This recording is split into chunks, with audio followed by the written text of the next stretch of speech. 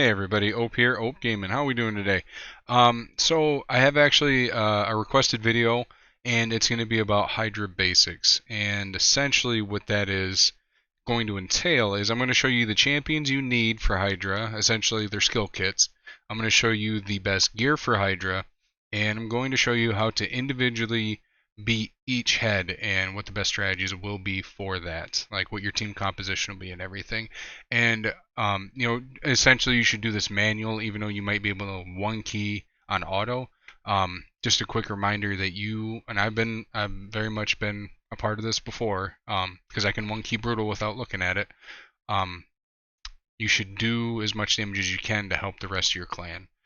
Then there's not a mad dash or scramble at the end. So, sorry, a little quick end of the video to put in the front of the video, but we'll get into it here in just a minute.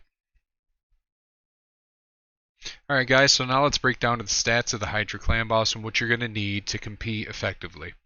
So let's start with normal. As you can see, I already have them all typed out, so if you just want to screenshot this right here, that's totally fine. If you want to listen to me for 2 minutes, that'd be great too. Doesn't matter. So, if you're running normal Hydra, now these speeds and accuracies and resistance, these stats are for the worst of the heads in that rotation. All right, since each head can be in the rotation at any time, these stats are for worst case scenarios. So I like to think if you prepare for the worst, you hope for the best. You do it in this order. So for normal, you're going to need around 220 speed. You're going to need 250 accuracy to land your debuffs, and you're going to need around 350 resistance to resist all the debuffs from them, or almost all. You can't resist the Head of Torment's True Fear.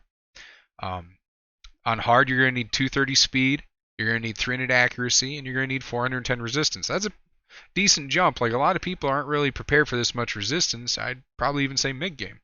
But you can make it happen. Just got to be smart. And on brutal, you need around 245 to 250 speed.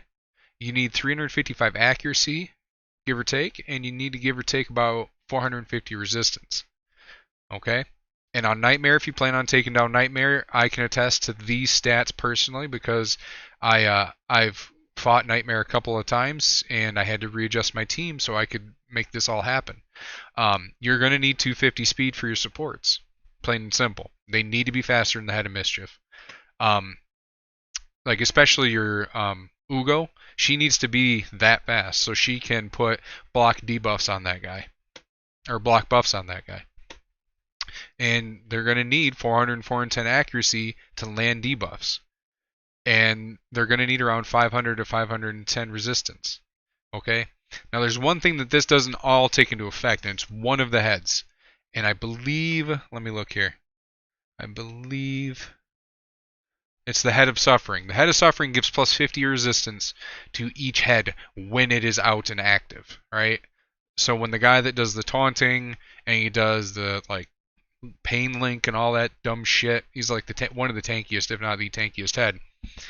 Him and the Head of Decay. He'll add 50 resistance to each of this. So your accuracy roughly if he's out, needs to be increased by 50. So normal you'll need 300 accuracy. On hard you'll need 350. On brutal you'll need 405. And on nightmare you're going to need 450, 460. Okay? Plain and simple. Alright? That's it for this segment. We'll see you in the next part.